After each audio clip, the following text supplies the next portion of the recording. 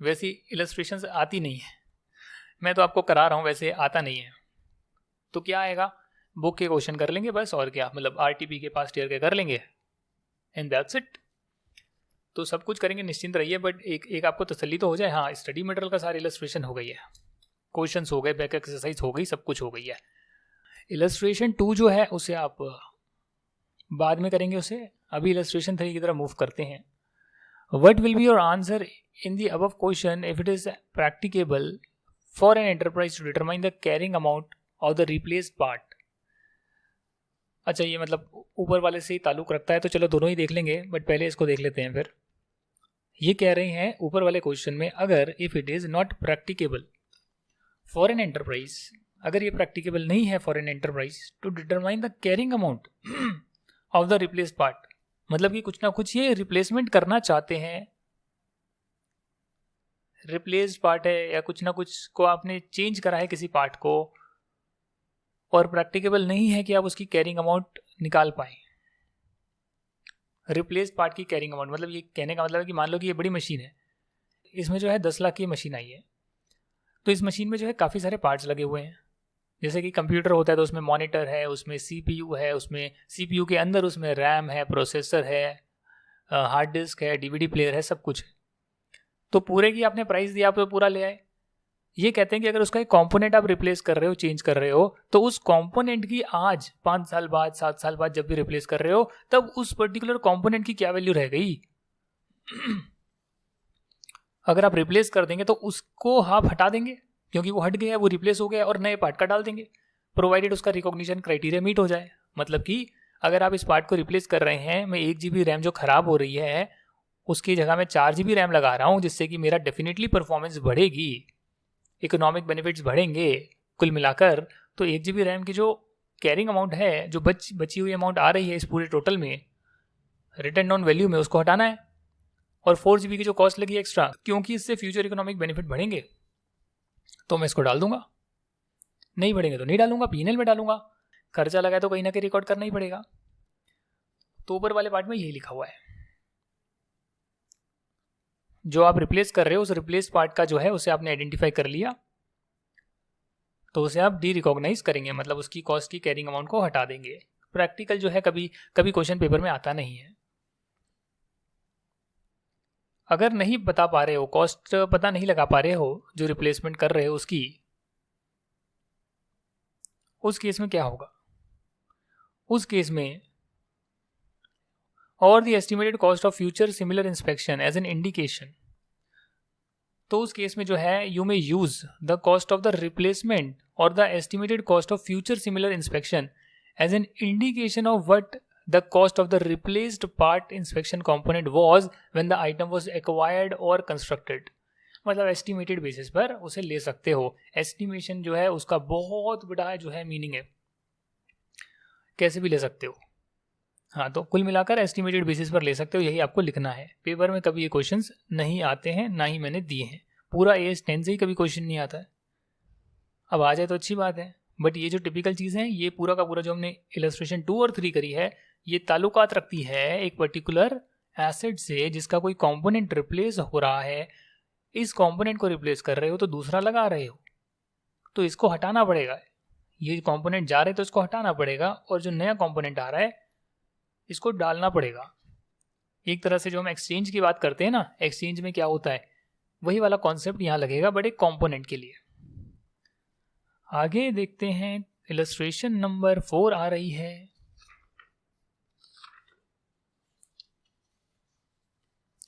Illustration number 4 कहती है entity A has an existing freehold factory property which it intends to knock down and redevelop. तो freehold property जो है, यहाँ पर property बनी है, उसको ये नॉक डाउन करेंगे, मतलब तोड़ फोड़ करके गिरा देंगे, और फिर रीडेवलप करने का विचार इनके मन में आया है। ड्यूरिंग द रीडेवलपमेंट पीरियड, यानी कि जब बिल्डिंग बन रही है तब company will move its production facilities to another site on a temporary basis. ये हमेशा ही होता है, आप अपने घर को बना रहे हैं दोबारा से, तो आप कहीं ना कहीं रेंट पर जाएंगे ना रहने के लिए, तो सिमिलरली कंपनी जो है वो कहीं ना कहीं चली गई है। The following incremental cost will be incurred. क्या क्या कॉस्ट लगेगी? नई लोकेशन पर आप सेटअप करेंगे तो 5 लाख रुपए इंस्टॉल करने की कॉस्ट, उस नई लोकेशन का रेंट लगेगा टेम्पररी बेसिस पर थोड़े टाइम के लिए। रिमूवल कॉस्ट 3 लाख, मतलब एक जगह से दूसरी जगह ले जाने के लिए पैसा लगेगा। आप बताइए क्या करना चाहिए? क्या इससे आपके फ्यूचर इकोनॉमिक बेनिफिट ज़्यादा आएंगे? बताइए बताइए बताइए बताइए। नहीं। तो इसका जो आंसर है मैं बेसिकली आपको बुक से ही कराऊंगा, बता भी सकता हूँ, बट बताने के बजाय जो है यहाँ पर ज़रा डिटेल्ड एक्सप्लेनेशन जरा है उस पर चर्चा करते हैं ताकि आपको एज की लैंग्वेज समझ में आए। जनरली इतना टेक्निकल लिखने की आवश्यकता बिल्कुल भी नहीं है। अकाउंटेंसी में रट्टाफिकेशन की तरफ बिल्कुल मत भागें, चीज़ों को समझें। एक दो एग्जाम्पल हर एज के देखें कि अच्छा उस एज को लिखते कैसे हैं, एक दो एग्जाम्पल बस। और एज का जो कॉन्सेप्ट्स हैं वो सारे आप कर लें। तो जो भी क्वेश्चन आएगा आइडेंटिफाई करें इसमें क्या अकाउंटिंग स्टैंडर्ड का क्वेश्चन है और क्या हमसे पूछ रहे हैं, क्या होना चाहिए, और उसके हिसाब से एज पर एज 10 ये होना चाहिए, वो ये कहता है, और ये होना चाहिए, ये अमाउंट पर रिकॉग्नाइज करना चाहिए, नहीं करना चाहिए, जो भी आपका है उससे आप आंसर करके आ सकते हैं। कंस्ट्रक्टिंग और एक्वायरिंग अ न्यू एसेट जो है उससे इंक्रीमेंटल कॉस्ट होगी, जिसे आप अवॉइड कर सकते थे अगर एसेट को आप कंस्ट्रक्ट नहीं करते या एक्वायर नहीं करते।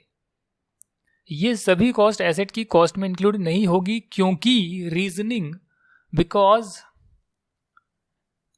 दे are not directly attributable to bringing the asset to the location and conditions necessary for it to be capable of operating in the manner intended by the management.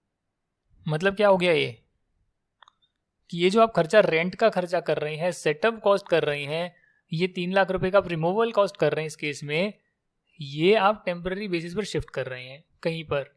Ultimately तो आप जो asset बनाएंगे, जो plant लगाएंगे, वो तो आपका जो नया रीडेवलप होगा फ्री होल्ड लैंड पर, वहां पर लगाएंगे। तो उसकी कॉस्ट में आप ये वाली कॉस्ट कैसे डाल सकते हैं? ये जो टेम्पररी बेसिस पर आप खर्चा कर रहे हैं वहां कैसे डाल सकते हैं? क्योंकि अल्टीमेट तो आपका लॉन्ग टर्म के लिए वही फ्री होल्ड प्रॉपर्टी बनेगा, उस पर ही सारा प्लांट एंड मशीनरी फैक्ट्री बनेगा।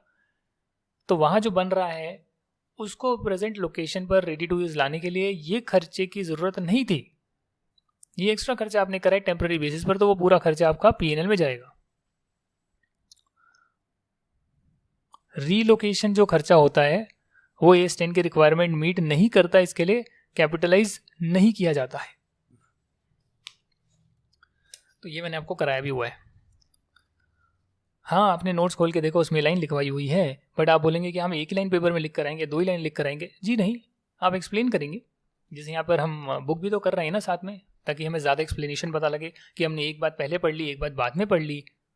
तो अगर एक पर्टिकुलर क्वेश्चन में वो दोनों बातों का यूज़ है तो आप पूरी उन दोनों बातों को एक्सप्लेन कर अपना आंसर लिखेंगे। और कोई ज़्यादा बड़ा आंसर नहीं लिखना, 3-4 लाइन ही लिखनी है बस, अगर 4 नंबर का क्वेश्चन आया है तो।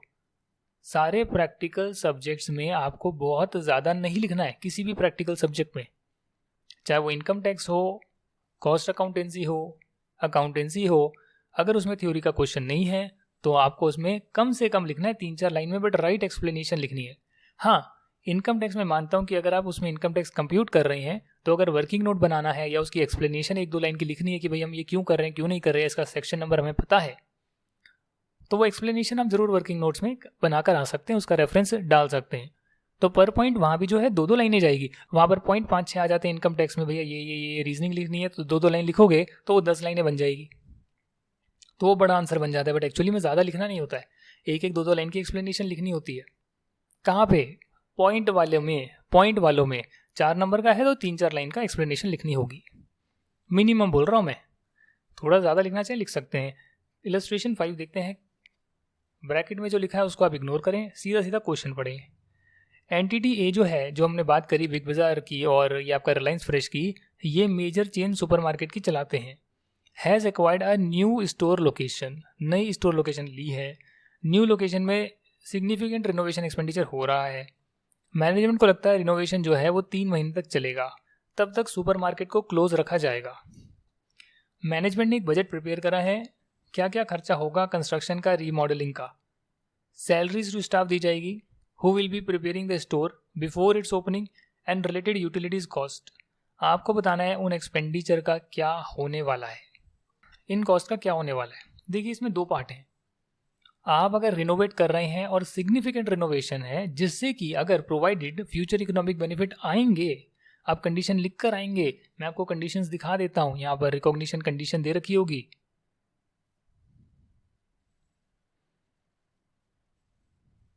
रिकॉग्निशन क्राइटेरिया, उसकी कॉस्ट जो है रिलायबली मेजर करी जा सकती है, उससे प्रोबेबल फ्यूचर इकोनॉमिक बेनिफिट आ सकते हैं एंटरप्राइज को। ये जब भी आप लिखेंगे रिकॉग्नाइज करना है तो रिकॉग्निशन क्राइटेरिया लिख कर आएंगे जो हमने नोट्स में किया है। समझ रहे हैं, दो छोटी छोटी लाइनें लिखनी है बट हर क्वेश्चन में इसका यूज हो जाएगा। तो यहाँ पर ये लिखते हैं और यहाँ बताते हैं कि देखिए जो कंस्ट्रक्शन की कॉस्ट है, रीमॉडलिंग की कॉस्ट है, वो तो जो है बहुत ज़रूरी कॉस्ट है और नेसेसरी है कि हम उसे जो है करें ताकि हम उससे ऑपरेट कर पाएँ। सुपरमार्केट को ओपन नहीं कर सकते जब तक ये कॉस्ट इनकर ना करी जाए, इसके लिए आप इसको एसेट की कॉस्ट का पार्ट बनाएंगे। सर इसमें फ्यूचर इकोनॉमिक बेनिफिट तो आई नहीं, बोला ना कि इस रिनोवेशन के बिना सुपरमार्केट ओपन नहीं हो सकता, ओपन नहीं होगा तो आपकी सेल्स का लॉस हो रहा है। ये कराना इतना ज़रूरी है और मेजर है कि ये होने के बाद ही सुपरमार्केट को हम फिर ला पाएंगे, दोबारा से शुरू कर पाएंगे दोबारा से, और जो हमारा रेवेन्यू है वो आना स्टार्ट होगा। इसके लिए हम इसको कैपिटलाइज कर रहे हैं। पर जो सैलरीज हैं, यूटिलिटीज़ हैं, गुड्स की स्टोरेज का जो खर्चा कर रहे हो, वो सारी कॉस्ट जो है वो नेसेसरी नहीं है स्टोर को बनाने के लिए। नहीं, वैसे खर्चा जरूरी है कि आपको करना पड़ रहा है, बहुत सारी खर्चा हो रहा है, लाइट का पंखा का भी लग रहा है खर्चा, सब कुछ लग रहा है। बट मैं ये कह रहा हूँ कि जब हम फिक्स्ड एसेट की बात कर रहे हैं ये स्टैंड में, तो वो फिक्स्ड एसेट आपका क्या है, स्टोर, सुपरमार्केट, जो भी स्टोर आपका है। तो वो जो स्टोर की फिक्स्ड कॉस्ट है, जो स्टोर को आप बैलेंस शीट में रिकॉग्नाइज कर रहे हैं, उसकी कॉस्ट में यूटिलिटीज का खर्चा ऐड नहीं होगा। शुड बी एक्सपेंस्ड मतलब पीएनएल में डाल दिया जाएगा। Illustration 6, operating cost incurred in the startup period. हमें ये इग्नोर करना है, हमें सिर्फ क्वेश्चन पढ़ना है। कहते हैं कि एक अम्यूजमेंट पार्क है, has a soft opening to the public to trial run its attractions. देखिए सॉफ्ट ओपनिंग का मतलब है कि भैया धीरे से खोल रहे हैं, थोड़े बहुत लोग आए तो पता लगे कि अच्छा क्या उनका रिस्पॉन्स आता है, तो इसलिए जो है 50% डिस्काउंट पर जो है वो टिकट्स को बेच रहे हैं। ऑपरेटिंग कैपेसिटी डेफिनेटली 80% पर ये काम करेंगे, तो जितनी इनकी कैपेसिटी है उसमें 80% लोग आएंगे यहाँ पे। And the official opening day of the amusement park is 3 months later. तो जो है एक्चुअली में जो है सबके लिए खोलेंगे 3 महीने बाद, अभी सिर्फ ट्रायल रन पर खोला है। Management claim that the soft opening is a trial run necessary for the amusement park to be in the condition capable of operating in the intended manner. Accordingly, the net operating cost incurred should be capitalized. बोले तो क्या बोलते हैं ये, मैं बोल देता हूँ बोले तो अपुन। तो ये मुंबई स्टाइल है, तो मेरे पास मैसेजेस भी ऐसे आते हैं, बोले तो अपन ये कर सकते हैं क्या। भाई मैं मुंबई पे कई बार जाकर आया, बचपन से मेरे जो है नानी जी और मामा जी जो हैं, जो पार्टनर भी हैं, मैंने आपको बताया है आरएसएम में पार्टनर भी है, वो मुंबई जो हेड ऑफिस है उनका वहाँ पर है। तो सुनने में लगता है कि हाँ भाई बहुत अच्छे कॉन्टेक्ट्स होंगे आपके, बट मैं आपको बता चुका हूँ कि वो कैसे चौल से जो है निकल कर जो है वहाँ तक पहुँचे हैं। चौल में रहते थे, चौल में आपको पता होता है टॉयलेट भी नहीं होता है वहाँ पे, उसके लिए भी बहुत 1 किलोमीटर दूर जाना पड़ता है। तो जब मैं बचपन में छोटे थे तो डेफिनेटली आप अपने नानी के घर तो कभी ना 1-2 साल में कभी जाएंगे, ट्रेन टिकट तो अफोर्ड कर ही सकते हैं किसी ना किसी तरह, मुश्किल से, वो भी बड़ी मुश्किल से ट्रेन टिकट अफोर्ड करते थे हम। ऐसी बात नहीं है कि राजधानी में जाते थे, जी नहीं, स्लीपर क्लास में भी बड़ी मुश्किल से अफोर्ड करने के बाद टिकट बनती थी। तो मुंबई में जाते थे तो चौल में रहना होता था वहाँ पे गर्मियों की छुट्टियों में। वहाँ पे जो आसपास लोग होते थे वहाँ पर ये सारी बातें देखते थे, मुंबई की बातें क्या हैं। और उस टाइम मामा जी जब से ये बन चुके थे, उस टाइम थोड़े टाइम के बाद, तो यस उनके ऑडिट के असाइनमेंट्स आते थे। तो एसएल वर्ल्ड का असाइनमेंट आया हुआ था जो मुंबई का है, तो वहाँ पर पासेस मिल गए थे, तो वो हमें घुमा लाए थे। क्योंकि एक बंदा जब काबिल बन जाता है तो वो थोड़ा बहुत आपकी हेल्प कर सकता है। बहुत कंट्रीब्यूशन रहा है मेरा, वो दौर देखा है, उसके बाद बहुत बहुत चीज़ें देखी है, मतलब गरीबी से गरीबी देखी है, अमीरी से अमीरी देखी है। सीए बनने के बाद 5 स्टार 7 स्टार मर्सिडीज, हाँ बैठा हूँ उसमें, सब कुछ है। जब लोगों के साथ जाना होता है, वो बहुत अमीर होते हैं, रईस होते हैं, उनके पास इससे कम की गाड़ी नहीं होती। तो कई बार सोचता हूँ लाइफ के बारे में, तो यही लगता है कहाँ था, कहाँ पर हूँ, क्या क्या देख लिया है। और शायद नेक्स्ट ईयर से कोविड हो गया, नहीं तो नेक्स्ट ईयर से इसी साल से मे बी वर्ल्ड टूर मेरा स्टार्ट होने वाला था। खैर थोड़ी देर के लिए सन्नाटा आ गया मेरे मन में कि चलो इस पर डिस्कशन नहीं करते, छोड़ो इसे, क्योंकि पास बहुत भयानक था, बहुत ज़्यादा भयानक था, बहुत ज़्यादा कष्ट भरा था। ये कह रहे हैं net operating cost incurred should be capitalised और नॉट। तो इस केस में जो है आप ध्यान से देखिएगा, ट्रायल रन जो होते हैं उसका जो खर्चा होता है वो हमने देखा था, पढ़ा था कि हम उसे ऐड करेंगे। बट वो ट्रायल रन होता है कि आपने कोई मशीन लगाई, अब इस मशीन को चलाने से पहले आप एक ट्रायल रन कर कर बस ये देख रहे हैं कि ये मशीन से जो सामान है वो निकल रहा है नहीं निकल रहा बराबर, और वो ट्रायल रन हल्का सा होने के बाद आप जो है पूरा फुल कैपेसिटी पे मशीन को चलाते हैं। यहाँ सिनेरियो अलग है। ये ट्रायल रन जो कर रहे हैं वो एक्चुअली में लोगों को अट्रैक्ट करने के लिए कर रहे हैं, बेसिकली टेस्ट बेसिस नहीं है, अपना प्रमोशन कर रहे हैं। इनके पास जो है पूरा अम्यूजमेंट पार्क रेडी है, और रेडी होने के बाद जो है ये सिर्फ अपना प्रमोशन करने के लिए जो है 3 महीने जो है कह रहे हैं कि भैया हम कुछ लोगों को ही ये देंगे। जैसे आप मान लीजिए कि जियो की सिम थी, वो पहले रेफरेंस से मिलती थी, फिर जो है हर आउटलेट पे मिलने लग गई, तो ऐसा कुछ उन्होंने किया था, बट वो पूरा रेडी तो थे ना। तो यहाँ पर ये कहते हैं even though it is running at less than full operating capacity, in this case 80% operating capacity पे चला रहे हैं, there is a sufficient evidence that amusement park is capable of operating in the manner intended by the management. Trial run कर कर उसको capable नहीं बनाएंगे, वो ऑलरेडी केपेबल है, सिर्फ प्रमोशन करने के लिए उसे बोल दिया कि हम 3 महीने बाद खोल रहे हैं, बट अभी लोगों को डिस्काउंट देकर बुलाना स्टार्ट कर दिया। तो बेसिकली देखा जाए तो इसे हम एक्सपेंस करेंगे, जो कॉस्ट एक्स्ट्रा लग रही है, क्योंकि अम्यूजमेंट पार्क रेडी हो चुका है। कुल मिलाकर बात है, रेडी टू यूज पर लाने के लिए खर्चा जो है कैपिटलाइज होता है, रेडी टू यूज है ऑलरेडी तो कैपिटलाइज नहीं होता है। तो पीएनएल में जाएगा ना, आप टिकट भी तो बेच रहे हैं, टिकट से पैसा आएगा तो वो रेवेन्यू में जाएगा, और जो कॉस्ट लग रही है वो यहाँ जाएगी, सिंपल है।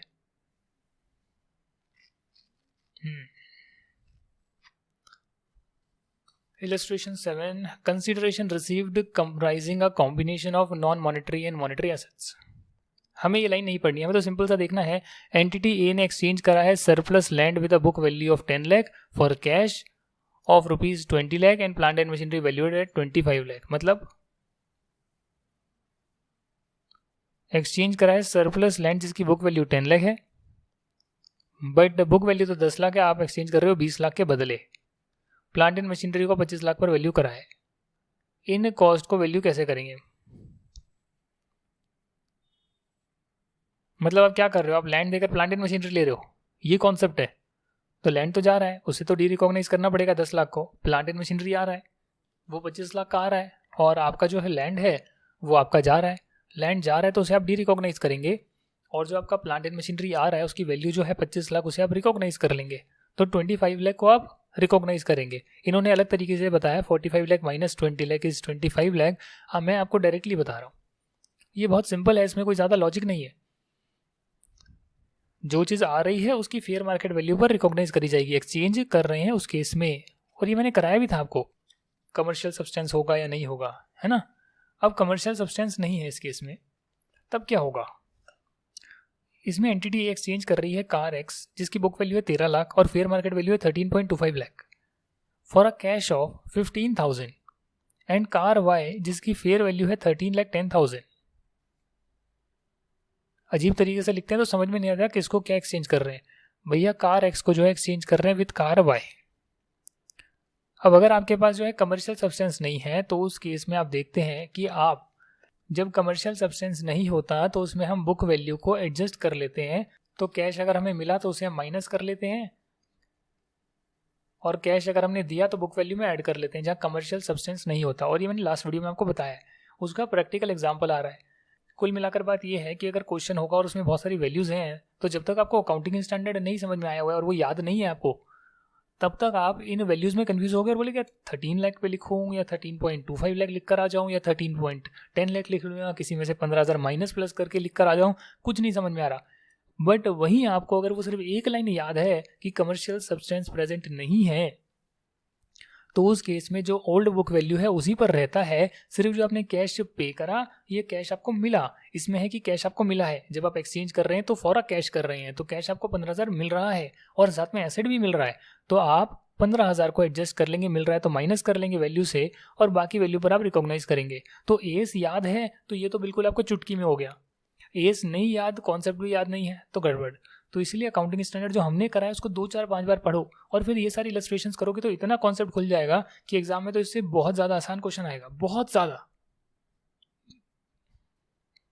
क्योंकि मैं जब सीए बना हूँ तो मैं पूरे सीए बनने की प्रक्रिया में AS 10 का मैंने एक भी क्वेश्चन नहीं करा, ना ग्रुप 1 ना ग्रुप 2 ना फाइनल, आया ही नहीं।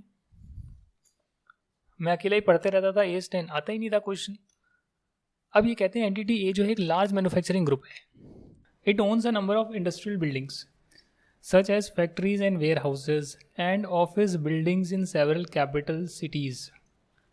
कुल मिलाकर बात यह है कि जो एंटिटी ए है मैन्युफैक्चरिंग करती है, क्या करती है भगवान जाने, सही बनाती है, गलत बनाती है, लॉ पालन करती है, लॉ का नहीं करती है।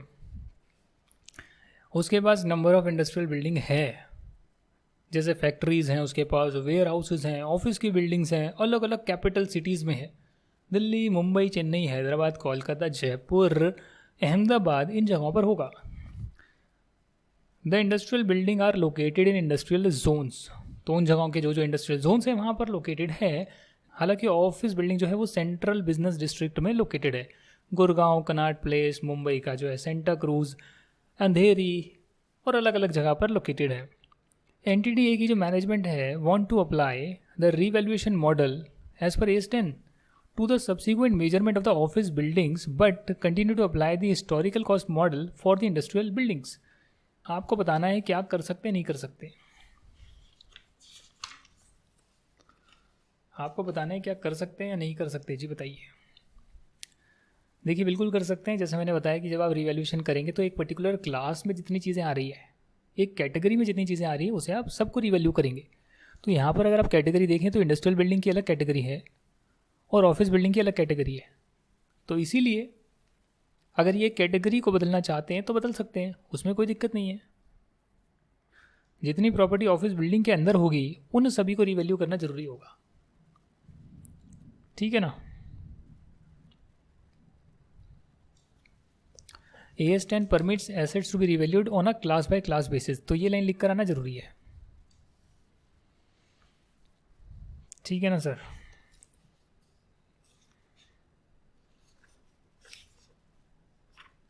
यहाँ तो इन्होंने केस स्टडी भी दी है। केस स्टडी में क्या बताते हैं, ये एक पीपी है जिसको रिवैल्यू कर रहे हैं 1500, तो रिवैल्यूड 2 लिखा है, रिवैल्यूड बाय नहीं लिखा। 2 मतलब रिवैल्यू होने के बाद की अमाउंट है 1500, कंसिस्टिंग ऑफ 2500 का ग्रॉस ब्लॉक है, 1000 रुपये का डेप्रिसिएशन है based on observable market data. तो रिवैल्यू करने के बाद की अमाउंट बताइए। ये कह रहे हैं कि रिवैल्यूएशन से पहले जो है आपकी कॉस्ट थी 1000 रुपये, 400 था एक्यूमुलेटेड डेप्रिसिएशन, यानी हर साल डेप्रिसिएशन लग रहा था, टोटल डेप्रिसिएशन जो है 400 का लग चुका था, तो 600 रुपये की नेट बुक वैल्यू आ रही थी। हमने कहा कि इसकी जो है फेयर वैल्यू जो है वो 1500 रुपये है। ये क्वेश्चन में दे रखा है पीछे कि भैया इसको रिवैल्यू हम 1500 पर कर रहे हैं, तो मतलब नेट बुक वैल्यू ही 1500 होगी ना, तो इसका मतलब 900 रुपये का रिवैल्यूएशन गेन आ रहा है। तो ये जो हमारा जो 900 रुपये का गेन है, ये कह रहे हैं इस 900 रुपये को गेन को कैसे बांटे। मतलब कि जब आप अपनी बैलेंस शीट में जो पहले आ रहा था यहाँ पर 1000 minus provision for depreciation 400, net book value 600, ये पहले आ रहा था। हम कह रहे हैं ये 600 जो है 1500 बन गया है। तो जब आप 1500 दिखाएंगे बैलेंस शीट में दोबारा, तो आप यहाँ पर 1500 दिखाएंगे नेट बुक वैल्यू, बट आप fixed asset minus provision for depreciation वो कितना दिखाएंगे ये पूछ रहे हैं। तो उसके लिए आप इक्वेशन बना सकते हैं कि एक्यूमुलेटेड डेप्रिसिएशन जो है मान लेते हैं एक्स है, ये मान लेते हैं कॉस्ट जो है वो एक्स है, तो ग्रॉस वैल्यू माइनस डेप्रिसिएशन जो है वो आपका आ रहा है 900। गेन का पोर्शन ले लिया, 1000 को मैं अगर 2.5 से डिवाइड करूं या 1000 को मैं 400 से डिवाइड करूं तो 2.5 आएगा, है ना। तो 1000 को 2.5 से डिवाइड करूं तो 400 आएगा, 400 को करूंगा तो 2.5 आएगा, 2.5 से करूंगा तो 400 आएगा। तो इसलिए मैं कह सकता हूं कि जो भी मेरी कॉस्ट है उसमें से अगर मैं माइनस कर दूं, करेक्ट, क्या माइनस कर दूं, बोलो बोलो, उसमें से मैं माइनस कर दूं x डिवाइडेड बाई 2.5, तो मेरे पास 1500 की जो वैल्यू है वो आ जाएगी। मैं इसको ऐसे भी दिखा सकता हूँ, 1500 की वैल्यू आ रही है तो मैं इस लास्ट वाली वैल्यू तक पहुँच सकता हूँ। अगर इस इक्वेशन को आप सॉल्व करोगे तो आपको पता लग जाएगा कि भैया 2500 जो है वो मेरी कॉस्ट है और 1000 रुपये जो है मेरा एक्यूमुलेटेड डेप्रिसिएशन है। मतलब 1500 में जब आप यहाँ दिखाना चाहते हो 1500 को, तो आप कैसे दिखाओगे वो आप यहाँ से सॉल्व कर देख लोगे, जिस रेशो में ये था उसी रेशो में आप इसको शो कर दोगे, बस और कुछ नहीं है। टेक्निक 2 कहती है कि आप सीधा ही जो है 1500 रुपये को मानो कि यही वैल्यू है और यही वैल्यू है, एक्यूमुलेटेड डेप्रिसिएशन हटा दो। तो ऐसा ही मानते हैं। अब आपके ऊपर आप कैसा दिखाएं, मैंने आपको पहले वाला मेथड करवा दिया है, दूसरा तो बहुत सिंपल सा ही है। जो आपका रिवैल्यूड अमाउंट आ रही है आप डायरेक्टली जो है बैलेंस शीट पर दिखाएं कि भैया अभी मेरा जो फिक्स्ड एसेट है वो 1500 का आ रहा है, एक्यूमुलेटेड डेप्रिसिएशन नहीं है। हाँ, फ्यूचर में जो चार्ज करोगे वो फिर एक्यूमुलेटेड डेप्रिसिएशन ऐड होते रहेगा। तो एक ये मेथड भी होता है। पेपर में कभी सीए फाइनल तक ये सब नहीं आता जो मैं आपको करा रहा हूँ अकाउंटिंग स्टैंडर्ड में। आ जाए तो ठीक है, देखते हैं क्या होगा, बट आता कभी नहीं है।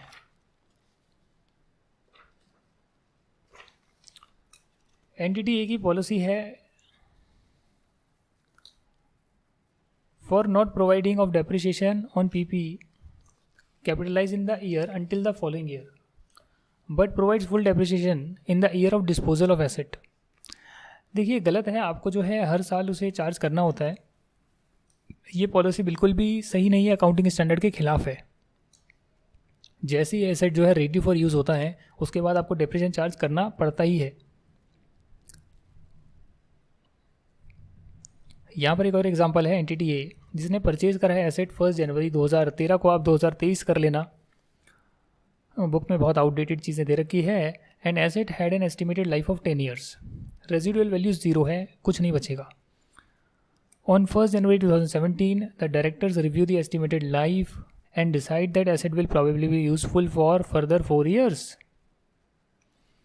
13 के बाद 5 साल हो गए, 14, 15, 13, 14, 15, 16, 17 तो आया तो 4 साल हो गए ना, 13, 14, 15, 16 पूरे साल हो गए। 17 स्टार्ट हो रहा है जिसमें डायरेक्टर्स को लगता है कि भाई इसकी तो 4 साल लाइफ और बढ़ेगी,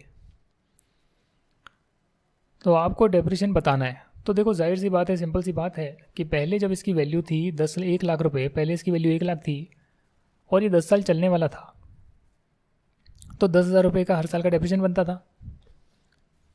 अब ये कहते हैं कि भैया 4 साल का डेप्रिसिएशन तो लगा दिया, 13, 14, 15, 16, तो 60,000 लग चुका है, तो 60,000 इसकी वैल्यू बची है। रिमेनिंग यूजफुल लाइफ अभी, अच्छा डायरेक्टर कह रहे हैं कि सिर्फ 4 साल और चलेगा। अच्छा 4 साल बढ़े नहीं हैं, 2017 से सिर्फ 4 साल और चलेगा, ये कह रहे हैं। तो समझने में दिक्कत होगी तो क्वेश्चन गलत हो जाएगा, तो उसको ध्यान से पढ़ना है। सिर्फ 4 ही साल और बाकी हैं, तो उस केस में 60,000 को 4 से डिवाइड कर दो, इसको एस्टिमेट को चेंज कर लो कि अब अगले 4 सालों में डेप्रिसिएशन 15-15 हज़ार का चार्ज करो, ताकि जब तक ये इसकी वैल्यू लाइफ खत्म हो तब तक इसकी वैल्यू खत्म हो जाए। इलस्ट्रेशन 12 कहते हैं एंटिटी बी ने कंस्ट्रक्ट करी है machine for its own use. Construction is completed on 1st November 16, but the company does not begin using the machine until March 17. Ready to use है तो आप कर सकते हो। The entity should begin charging depreciation from the date the machine is ready for use, that is 1st November 16, और date wise depreciation लगता है। ये आपके इनकम टैक्स की तरह नहीं है, कितने दिन यूज़ होगा तो 100% रेट पर, कम रेट पर। इसमें डेज वाइज लगता है, जितना डेज यूज़ करा उतना लगेगा। रेडी फॉर यूज़ है तो ही लगेगा, पुट टू यूज़ का कोई कॉन्सेप्ट नहीं है। इलस्ट्रेशन 13 कह रहे हैं कि प्रॉपर्टी है, उसकी कॉस्टिंग है 10 लाख, 2016 में लाए, किस दिन लाए पता नहीं, लाइफ है 50 साल की। However the company considers it likely that it will sell the property after 20 years. Company को लगता है 20 साल के बाद इसको बेच देंगे, और 20 साल के बाद जो है केस ए में हम बोल रहे हैं कि मान लेते हैं रेजिडुअल वैल्यू 10 लाख इसकी बचती है या 9 लाख बचती है। इस केस में आप क्या करेंगे भाई? देखिए, अगर आपको लग रहा है कि 10 लाख का आप खरीद रहे हैं, 50 साल की लाइफ है, और 10 साल बाद जब बेचेंगे तब 10 लाख की ही इसकी वैल्यू होगी, तो इसका मतलब तो 10 लाख में आप लाए और 10 लाख में निकल भी जाएगा 10 साल के बाद। करेक्ट। इसका मतलब इस पर डेप्रिसिएशन क्या ही चार्ज करेंगे कि जितने में लाए उतने में निकल जाएगा, फ्री में यूज़ कर लिया। तो जब फ्री में यूज़ करा तो उसकी कॉस्ट भी पीएनएल में नहीं जाएगी। जहाँ पर आप 9 लाख रुपए में आप इसको बेचेंगे 10 साल के बाद, तो रेजिडुअल वैल्यू है 9 लाख, तो 10 लाख में खरीदा, 9 लाख में निकल जाएगा 10 साल के बाद या 20 साल के बाद, शायद 20 साल है, क्या है, 20 साल के बाद निकल जाएगा। तो यानी कि 1 लाख रुपए का आपका खर्चा लग रहा है, वो भी 20 सालों के अंदर। तो हर साल जो है आपका 5,000 का खर्चा आप पीएनएल में डालते रहोगे, है ना। ये कहते हैं कि एप्रोप्रिएट डेप्रिसिएशन मेथड बताइए आप। नहीं भी लिखा होगा तो कोई बात नहीं, क्वेश्चन पढ़कर समझ में आएगा। एंटिटी बी है जो मैन्युफैक्चर कर रही है industrial chemicals and uses blending machines in the production process. The output of the blending machines is consistent from year to year and they can be used for different products. तो इस case में आप कौन सा method follow करेंगे? देखिए, entity B manufacture कर रही है industrial chemicals, uses the blending machine in the production process. तो मशीनें यूज़ कर रही है, कुल मिलाकर बात यह है, जिसका आउटपुट कंसिस्टेंट है फ्रॉम ईयर टू ईयर। अगर आउटपुट इसका कंसिस्टेंट है, यानी हर साल जो है सेम आउटपुट निकाल रही है, तो आप स्ट्रेट लाइन बेसिस पर इसको डेप्रिशिएट कर सकते हैं।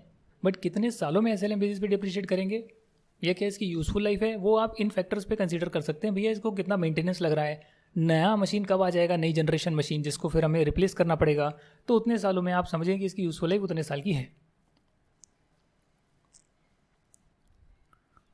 Entity A carried plant and machinery in its books at 2 lakh rupees. These were destroyed in a fire. तो आग लगेगी तो क्या होगा, ऐसे डिस्ट्रॉय हो जाएगा। मशीन 12 लाख की है, 50 लाख की है, बट उसमें 2 लाख वाली मशीन चल गई है ना। हम तो यहाँ पर मशीन वाइज भी देखते हैं, अकाउंटिंग में तो ब्लॉक का कॉन्सेप्ट नहीं होता, एक एक पर्टिकुलर मशीन की हम वैल्यू निकालते हैं। यूजर्स को नहीं मिलती है, वो फाइनेंशियल स्टेटमेंट में एक एक मशीन के नहीं आती है। वो जब अकाउंट्स में पढ़ेंगे तो वो जो मैनेजमेंट है उनके पास रिकॉर्ड रहेगा, लेजर रहेगा एक एक मशीन का। तो एक मशीन ऐसी है जो 2 लाख की है, जो डिस्ट्रॉय हो गई फायर में, तो इसको हटाना पड़ेगा। जब मशीन ही एग्जिस्ट नहीं करती, ख़त्म हो गई, तो उसको यहाँ से हटाना पड़ेगा। हालांकि इन एसेट्स को हमने इंश्योर किया हुआ था, new for old, and were replaced by the insurance company with a new machine that cost 20 lakh. The machine were acquired by the insurance company and the company did not receive 20 lakh rupees as cash compensation. How the entity A should account the same. तो बहुत ही अच्छा question आया है समझने के लिए। Entity ए जो है इसको कैसे रिकॉग्नाइज करेगी? देखिए, entity A should separately recognize a receivable and a gain in the income statement resulting from the insurance proceeds under AS 29, जो शायद आपके कोर्स में नहीं है। स्टार डाला हुआ है, not covered in the syllabus. वहाँ पर ये बोलते हैं कि आपको जो गेन मिलने वाला है वो आप तब रिकॉग्नाइज कर सकते हैं जब उसकी वर्चुअल सर्टेनिटी है, पर लॉसेज में अगर वो प्रोबेबल हैं, थोड़े बहुत चांसेस हैं, तो उसका प्रोविजन आप बना सकते हैं। रिसीवेबल जो है उसको आप फेयर वैल्यू पर आप मेजर करेंगे और डेफिनेटली आप रिकॉग्नाइज कर लेंगे कि भैया 20 लाख की मशीन मिलेगी, तो इंश्योरेंस कंपनी से 20 लाख रुपीज़ का ये मिलना तय है, उसे आप रिकॉर्ड कर लेंगे। और मेरा तो ये मानना है कि रिकॉर्ड करने की ज़रूरत भी क्या है, अगर मिल ही गया है तो डेफिनेटली एसेट में आप उसको 20 लाख का दिखा दो, और जब एसेट साइड पर 20 लाख दिखेगा तो डेफिनेटली यहाँ पर भी कुछ ना कुछ गेन दिखेगा, लाइबिलिटी साइड पर भी कुछ ना कुछ गेन आएगा। इसके बहुत सारे मेथड हो सकते हैं, बट वो कोर्स में है नहीं, वो हाई लेवल पर आते हैं, इसे हम कैसे रिकॉग्नाइज करें। बट डेफिनेटली गेन जो है एसेट पर, ये वन ऑफ गेन है और पीएनएल में तो नहीं जाएगा, बैलेंस शीट में रहेगा। तो ये आपका अकाउंटिंग स्टैंडर्ड 10 हो गया है। बहुत सारे टीचर्स हैं जो करवाते हैं, बट स्टडी मटेरियल है कोई नहीं कराता, और मैं स्टडी मटेरियल कराता हूँ तो उसमें डेफिनेटली जाहिर सी बात है आपको मुश्किल लगना तो स्वाभाविक है, क्योंकि स्टडी मटेरियल में चीज़ें मुश्किल गिवन हैं, और एसएम जो है मुश्किल ही होता है। जो इसके क्वेश्चन एग्जाम में आते हैं वो जब करोगे तो लगेगा यार ये तो बहुत आसान है। तो हम वो देखेंगे, हम जो एग्ज़ाम में जितने भी एएस के क्वेश्चन आए पिछले 1-2 अटेम्प्ट में, वो सारे हम करेंगे। अकाउंटिंग स्टैंडर्ड पूरा होने के बाद एएस के पेपर वाले क्वेश्चंस मैं आपको कराऊंगा, आरटीपी के क्वेश्चंस भी अकाउंटिंग स्टैंडर्ड के मैं आपको कराऊंगा, तब फिर आपका लगेगा कि हाँ अकाउंटिंग स्टैंडर्ड पूरा हो गया है। क्योंकि बुक में ज़्यादा कुछ क्वेश्चन गिवन है नहीं, अगर आप यहाँ देखेंगे तो यहाँ भी कोई ज़्यादा क्वेश्चन गिवन है नहीं। टेस्ट योर नॉलेज में कुछ गिवन नहीं है। तो चलिए AS10 में तो एक अच्छा सा हमने ओवरव्यू ले लिया, इसकी इलस्ट्रेशंस देख लिया। आप चाहें तो दोबारा पढ़ सकते हैं, कोई डाउट है तो मुझसे पूछ सकते हैं। सिर्फ आपके कॉन्सेप्चुअल क्लैरिटी के लिए सब कुछ कराया है। एग्ज़ाम में कैसे लिखना है, एग्ज़ाम में क्या क्वेश्चंस आते हैं, वो सारे एस होने के बाद पिछली बार के जो 2-4 अटेम्प्ट के सारे क्वेश्चन है RTP के, वो सारे मैं आपको करा दूंगा। और एस एक बार पूरा हो गया तो फिर तो बाकी सभी चैप्टर्स का मैंने बताया क्या करना है। कॉन्सेप्ट समझाना है, एग्जाम्पल कराना है, एक बुक का क्वेश्चन कराना है। कॉन्सेप्ट, एग्जाम्पल, एक बुक का क्वेश्चन। तो ऐसे कर जो है आपके सारे चैप्टर जो है 2-2, 3-3 क्लास में हर चैप्टर कंप्लीट हो जाएगा। Thank you for watching it. I wish you all the best. जय हिंद एंड बाय बाय।